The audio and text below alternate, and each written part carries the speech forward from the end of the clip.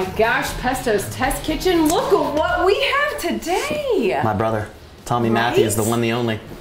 Nice to see you, Tommy. How you doing, brother? Thanks for having me. Yeah, absolutely. Welcome to the Test Kitchen. Yeah, this is a big deal. For the folks at home who might recognize Tommy from our show, we have featured Crooked River Forge before and how he makes these unbelievable knives, but watching how they're made and then watching how they're used. That's it. That's in what it's all the hands about. that it really matters. And this is what that's what it's today, all about. right? Exactly. I pride myself in taking, because I hunt, so I like taking it from the field to the kitchen to the dinner table. So I like to make my knives for all those purposes. So to have a chef of this caliber to use my stuff on a regular basis and it's my pleasure, man. And give me praise for get it, out man. of here, guys. It's winning for sure. No. Forge and Fire champion. If you haven't watched this show on Forge and Fire, season episode? Season 5, episode 36 or 37, depending on what platform you're watching it on. I've recently come to know. So look for the steel takedown bow, which I didn't see that one coming, but no. That was totally ties into and what the thing is, you won on an element that wasn't inside of your skill set necessarily. Building a bow out of steel. In how many hours? I think we had, what, you get 4 days. 4 days? Home shop. 4 days? Yeah. So the research that goes behind that, the thought process that goes behind that, you forged your own arrow tips, made your own arrows, everything. It's an amazing supplied piece. The arrows, which was cool. They said you can make your own, but they gave us nice arrow shafts with fletchings already attached to them from turkey feathers, and we just had to put the tips on them, which, you know, we had to make like 6 of those, so great. To make them all. So let's talk about what you do, man. How you got into this? You were in the steel business, right? Yeah, I came up all the way from being a laborer all the way up through as a purchasing agent and sales. Worked for some of the big steel companies in the area, selling and whatnot. And I was relieved of my corporate America duties, and I had just gotten into, you know, hobby at first? It was a hobby. I was making furniture, and people ask me all the time, how'd you get started? I was a blacksmith. You know, I wanted to kind of incorporate that into furniture that I was making. I was doing a lot of pallet rustic stuff. And I got all the stuff, and the first thing I made was a knife, and I never worked on furniture again. Well, you found your calling, because I'm absolutely... Everybody I show your knives to, you're already established yourself as a brand in the area. Just with a few different venues you've gone to, the Youngstown Flea, making some knives for me, which I'm honored to have in my collection, and the collection continues to grow, because these are my knives, and I have a lot more knives on the wall. But these are some commercial knives. Right. Tell me the difference between your knives, Tommy, and some of these commercial knives that are great knives, because this is both of our idol, Bob Kramer, right there. And then we have Global, some great steel from Global in Japan, and then we have your absolutely custom-made set. So tell us the difference, why yours are better. Because we know they are. That's an honor to even be compared with Bob. He is kind of one of the...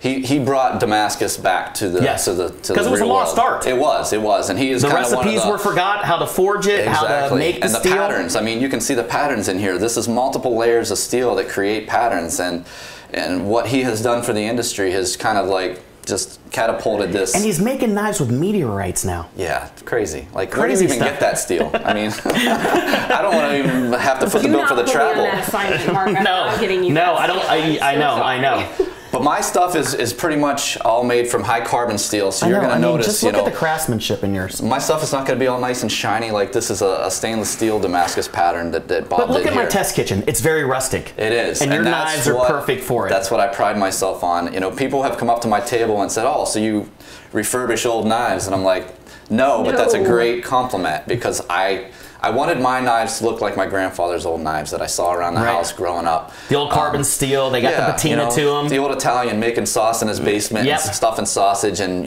using these old knives that have been sharpened so many times that the blade is kind of worn out. Yeah. And I was like, that's what I want my knives to look like. So I love it. I love it. I love it. So how long does it take for you to make a knife? I'm sorry, Lauren. That's okay. Yeah. I get that question a lot too, and it's hard to say because, as you probably know from seeing how much I bring to the flea, I'm making 10, 15 knives at a time. You know, I cranked out that set, another set of 3, a couple other blades that were mixed into that were EDCs and hunters type stuff. And that's what's great about how diversified you are, because there's a huge market for the hunters that need skinners and all of those different application knives. Exactly.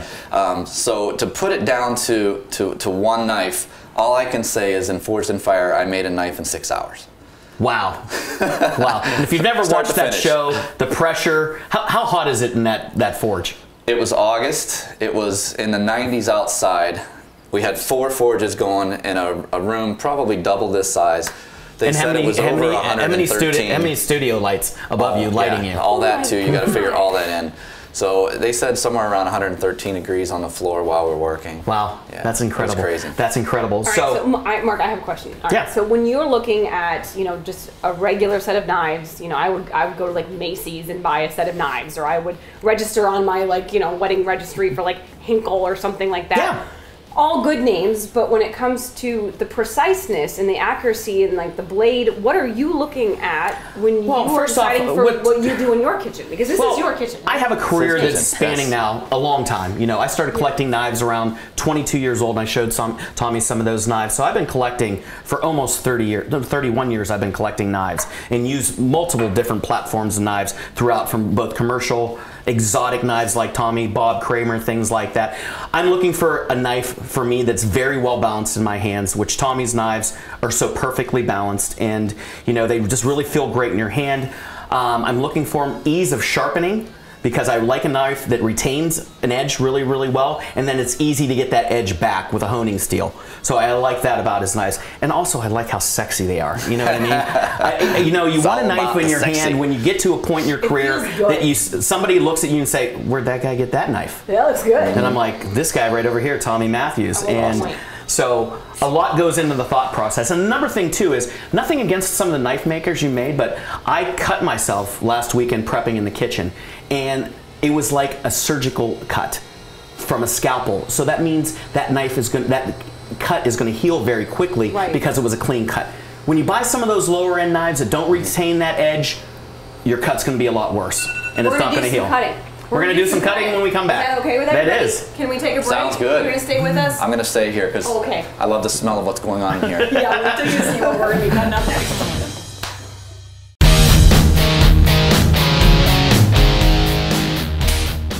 We are back in Pesto's Test Kitchen. We've got Tommy Matthews. We have Mark Canzonetta. I should just get out of the way.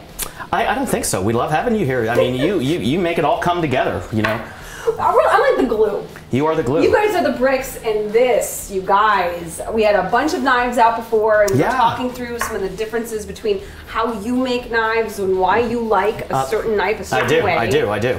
And for you guys, you are a hunter. I am. And you understand that we go from turkey to turkey to plate. Yeah, exactly. So and this thing. Well, this looks amazing. My chefs in the background, our chefs in the background back there, Jesus and Trayvon, they prepped this all this morning for us, and they did a fantastic job. So one of my favorite things is this time of year, because it's meat time, man. It is. We have a lot of vegan food on our restaurant, Bistro. I love it. We create it for vegans.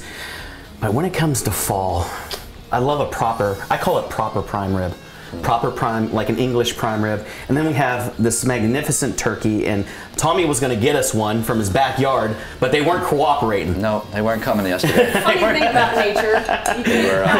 You got your little turkey? But you can't count on Hillcrest Foods. Yes, we can count on Hillcrest Food. They supplied everything today. They're one of our branding partners, and they do a great job for us. I think they actually heard it, and then they made sure that we had the meat here today. So my gosh, you can hunt a different day, right? Yeah, we're going to cut today. So Tommy, what kind of knife do you like to use to cut like a prime rib? What would you recommend? Well, I recommend for big cuts of meat, this Western French Chef is what I call it. So it's sort of like the old French Chef. I tend to have a Western kind of spin with the rusticness of the knife and everything. But as you can see, this is probably about a 9-inch blade on this knife. This is a big piece of meat, and we're going to have no problem getting through this cut. Oh, absolutely not. Absolutely not. So, like, I go between different jobs. Sometimes I like an 8-inch French knife, a 10-inch French knife. Yours is perfect because it's utility for all jobs. You can cut around anything. Because a chef really only needs 3 knives. You need a French knife, you need a boning knife, and you need a paring knife. And you can pretty much accomplish anything you need to do in the kitchen with those 3 knives.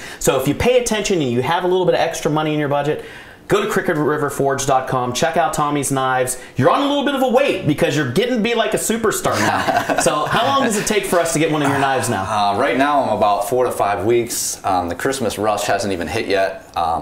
I have probably about 40 blades on my books right now, so please don't wait. Yeah.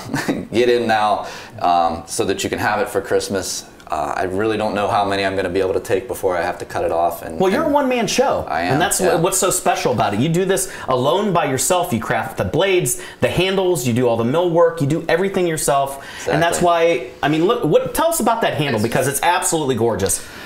This handle is absolutely gorgeous, and this is some of the only material that I've gotten. A friend of mine, Scott Johns, down in Jacksonville, Florida. This is called spaghetti oak, or it's a spalted oak. It's just a beautiful piece of wood. I don't know if you can pick up all the graining is just absolute. And it does look like spaghetti, so that's kind of the nickname, spaghetti oak. All right, well, let's see how that blade performs, Tommy. All right. And this is a great meal for the whole family, and well, you know what, we do this. I like to do a proper piece of prime rib on Christmas Day. I really like that. Now, when you cook this piece of prime rib, one of the most important things is you want to do, and the end cuts are always going to be a little bit more medium well done, and we love that for our guests that have that. And then once you get towards that center, you're going to find a perfect medium rare. How thick do you want to go here? Well, whatever you want to do, man. Keep cutting while you're happy. That crust, man. Look at that crust. Bark is just, that's what it's all about. You want to make sure that when you pull your prime rib out, you want to let it rest for about 20 to 25 minutes, because if not, you're noticing all the juices are staying inside of the muscle versus steeping out, and that is just so very important. Now you're starting to see that medium rare coming about, and like you know what? It is. You know, we have a nice au jus back here for it. You can do a great horseradish sauce for it, or you can just eat it on your own. You know, the thing about this is, oh, that looks great. Yeah, that's perfect. Beautiful. And what you want to notice is this is heavily seasoned on the outside. What did you put on it? You put salt, pepper. That's really all you need when you have a good piece of beef. And then I love from France herbs de Provence, because it's got lavender and it's got marjoram and thyme, and you can smell all those great herbs. And just look at how that's fantastic. When we come back, we're going to do the turkey. Like, look at that. Oh, baby. Yeah, that muscle's nice and compact. Again, the resting of that meat is really important. And also, prior to that, you want to make sure the meat is brought up to room temperature before you put it in the oven, because if not, your outside's going to be cooked, your inside's not going to be cooked. And this took how long? That took about 2 hours and 45 minutes. Wow. At what temperature? We were in there at 350 degrees. All right, very good. Taking notes. We'll be right back with a special gift from this one to this one. Oh my God, I can't wait.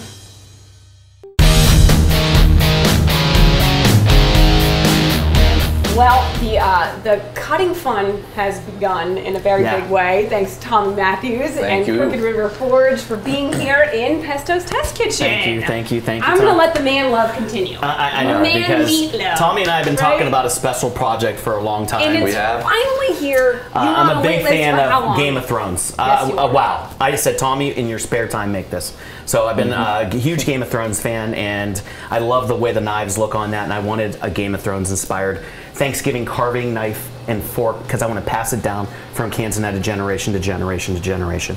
And there was only one guy I wanted to make that knife for me, so I haven't seen it yet. He's talked to me. He's posted little blips that have made me crazy. Right, we actually have some of the blips on I know. All right, let's see it. All right, so this definitely took me out of my box, which I love to do from time to time. My God. The stag is mule deer that came from a friend of mine that I served over in Desert Storm with. He lives out in Arkansas. Man. I did some walnut, leather stack. Oh my God. Brass it's above expectation. So brass far liners in there.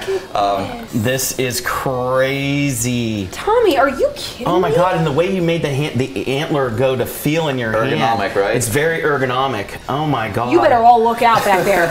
All our people. Wow. So let's see how it works, because that's going to be the true test. I wanted to have something special at Thanksgiving. You know, we roasted this beautiful turkey, and we're just going to go down. You follow the breastbone. Oh my God, it's like cutting through butter. Awesome. It's like cutting through butter. And you just follow the breastbone all the way down. You follow the skeleton, and that's all you do. So you shouldn't try and just shave off like layer. I do that when I get to the end. So I just cut this off, and we're going to pull this off. Do you need any help? No. Okay, and I'm just going to put it right there, and just look at that. And then, Tommy, look at how little pressure.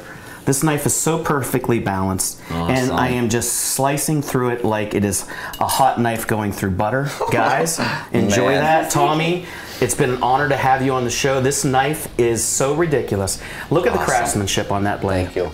And everything. Tommy, thank you so much, my brother. Thank you, brother. I hope your family enjoys that for many years. generations. So anyway, Happy Thanksgiving. Happy Thanksgiving to all of happy our fall. friends out Happy there. Thanksgiving.